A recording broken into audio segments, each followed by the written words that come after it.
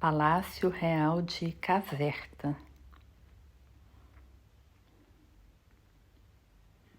Esse palácio fica em Caserta, na região da Campânia, na Itália, uma comuna bem pertinho de Nápoles.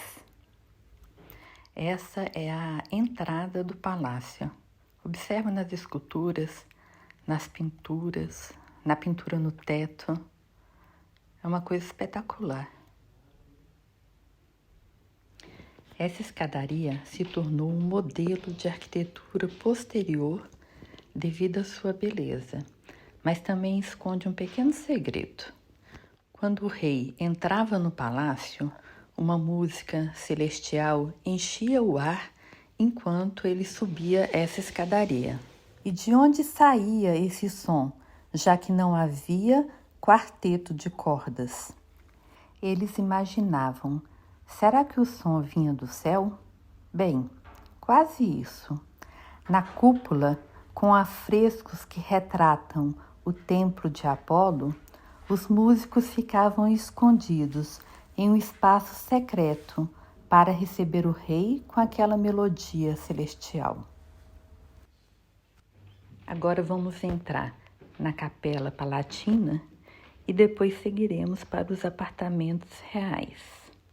Durante esse trajeto eu vou falar um pouquinho mais sobre o Palácio de Caserta.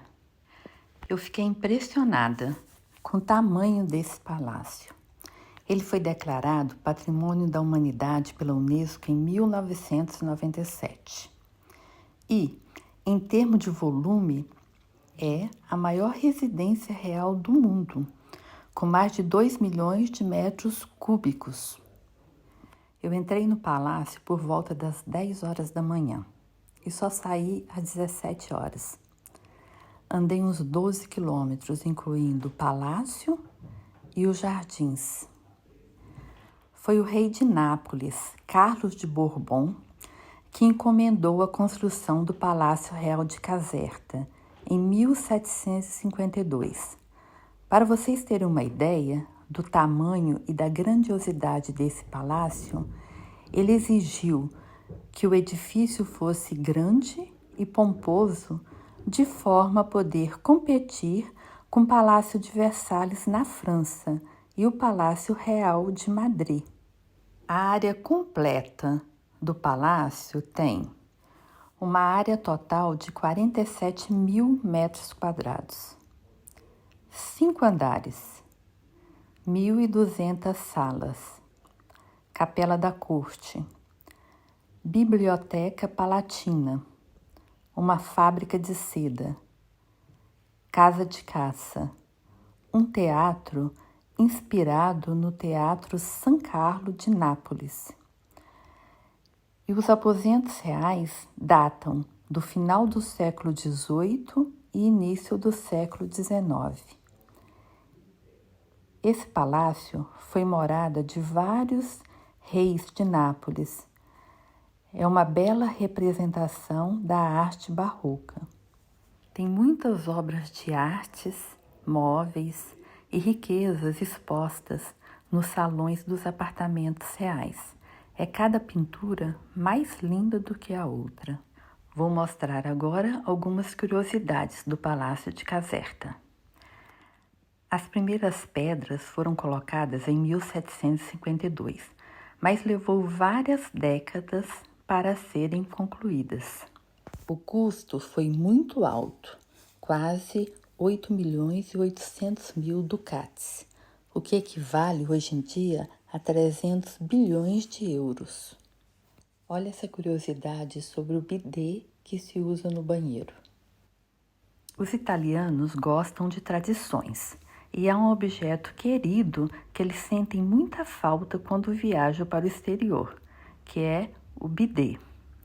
Após a anexação do Reino das Duas Sicílias em 1861 para formar o novíssimo Reino da Itália, alguns funcionários piemonteses começaram a fazer um registro dos objetos do Palácio Real de Caserta, entre os quais encontraram um objeto misterioso não identificado, que não era um OVNI, mas um bidê, O funcionário da Casa de Saboia escreveu em suas anotações: objeto desconhecido estranho em forma de guitarra.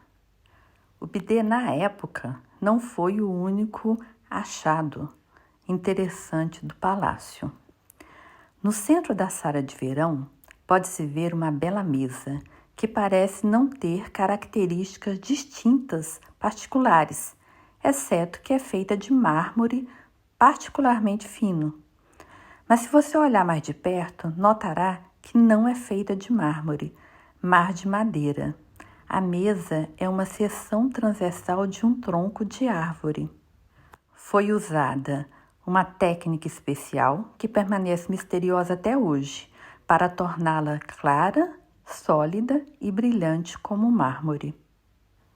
O Palácio Real é um lugar de beleza sobrenatural. E é provavelmente por isso que foi escolhido como local para 2 filmes da saga Star Wars. O interior e os jardins do palácio se tornaram o Palácio da Rainha de Naboú.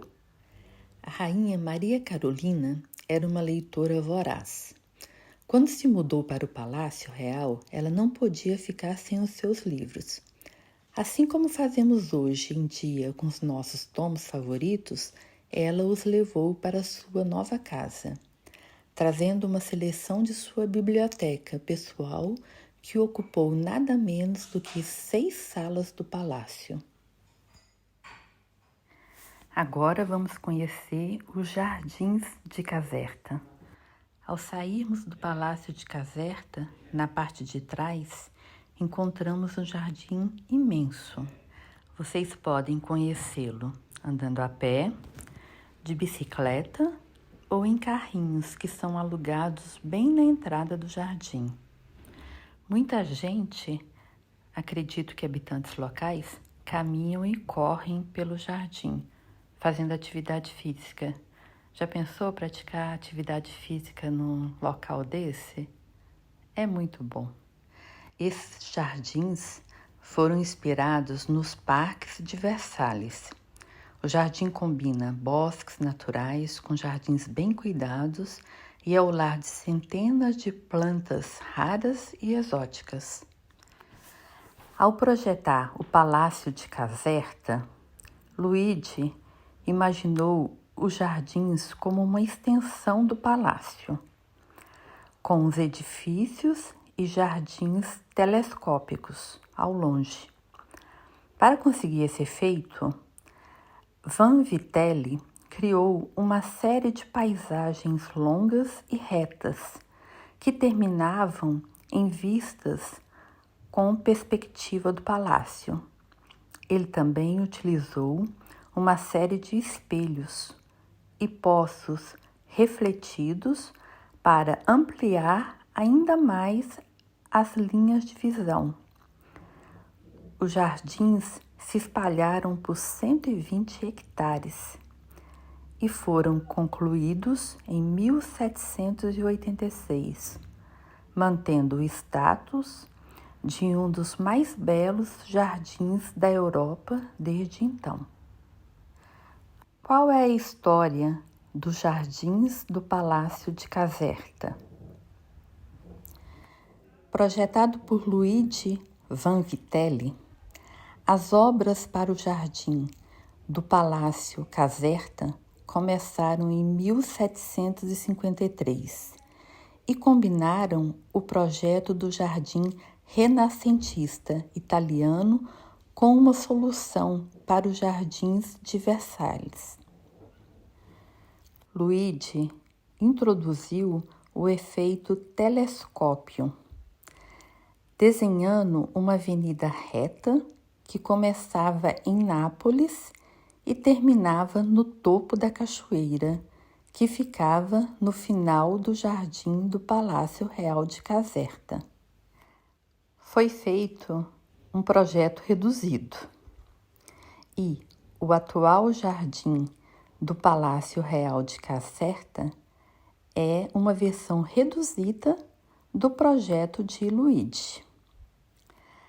Após a morte de Luigi em 1773, o trabalho parou por quase 4 anos. Em 1777, seu filho, Carlo, apresentou ao rei uma versão reduzida do desenho original, devido às dificuldades econômicas da época e ao número de fontes na segunda parte dos jardins do Palácio de Caserta. Entretanto, Carlos se certificou de que a visão de seu pai fosse realizada para um jardim com um canal de 3,3 quilômetros. A rivalidade da rainha. A rainha Maria Carolina, esposa do rei Fernando IV, estava em competição com sua irmã, rainha Maria Antonieta da França. Ela pediu que fosse construído um jardim inglês que obscurecesse a beleza do Petit Trianon de Versalhes. A construção começou em 1786 e a rainha investiu sua fortuna pessoal para garantir que o jardim inglês fosse bem diferente. Destaques do jardim do Palácio de Caserta.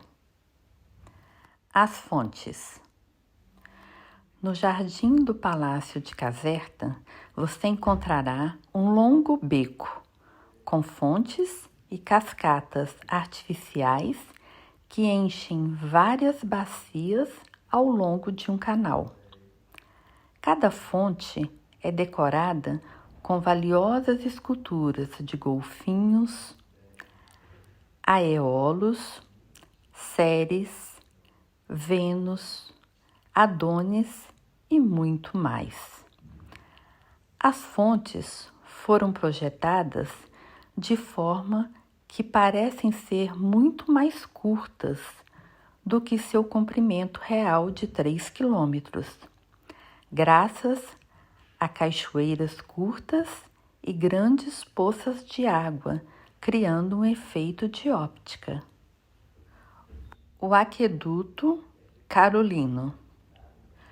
O Aqueduto Carolino, uma maravilha da engenharia hidráulica, de 38 quilômetros, foi construído para fornecer água às fontes, ao Palácio Real de Caserta, às cidades de Caserta e Nápoles ao redor do palácio e a todas as fazendas da região. Todo o conduto está enterrado, exceto a ponte, que é composta de vários arcos e torres, para melhor estabilidade e melhor manutenção. Enquanto admiramos essa fonte, que eu achei a mais bonita do jardim, vou falar um pouquinho sobre o parterre e o bosque antigo. O parterre é a ampla clareira que você encontra ao sair da galeria de Régia de Caserta. Ela segue os desenhos do jardim francês e você encontrará extensas pastagens que se parecem com tapete de grama. Os bosques antigos à esquerda do parterre existiam antes dos edifícios e eram mantidos para preservar o elemento natural do jardim. Era também o jardim secreto, usado para entretenimento e local de descanso. Agora vamos entrar no jardim inglês. Ocupando uma área de 24 hectares, o jardim inglês é o primeiro exemplo de um jardim informal na Itália. O jardim é o lar de plantas raras e exóticas, que foram importadas de todo o mundo. Além das plantas, Este jardim também abriga vários lagos, templos, uma estufa, uma mansão inglesa, uma casa de abelhas e muitas outras belas estátuas e elementos. Tem também algumas árvores frutíferas. Devido ao tamanho do palácio e ao tamanho desse jardim, Régia de Caserta precisa ser visitada com calma, pois os espaços são imensos e você gasta muito tempo para poder percorrer toda a propriedade. O ideal é visitar primeiro o jardim, quando o clima está mais ameno, e depois o palácio. Temos também o complexo de São Léucio Belvedere. Iniciado pelo rei Fernando IV, o complexo de São Léucio Belvedere é um enorme complexo de aldeias no Palácio Real de Caserta. Esse complexo compreende uma fábrica de seda em funcionamento, um museu de seda viva, antigos apartamentos reais e jardins. Foi também o local de nascimento dos direitos da mulher, a pedido da rainha Maria Carolina. Oásis de São Silvestro. É uma propriedade de 100 hectares, comprada pelo rei Carlos de Bourbon. Oásis de São Silvestro já foi um lugar de caça, caminhadas e imersão na natureza. Hoje, o oásis recebe visitantes que podem se dedicar a várias atividades, como passeios noturnos, aprender sobre morcegos, ver vagalumes, trilhas na natureza e muito mais. Chegamos ao fim de mais um vídeo do canal No Mundo Afora. Se você gostou do nosso conteúdo, se inscreva no canal, deixe seu like, comente, ative o sininho. Só assim você irá receber o nosso conteúdo em primeira mão e estará ajudando o nosso canal a crescer e trazer cada vez mais conteúdo de qualidade. Um grande abraço e até a próxima.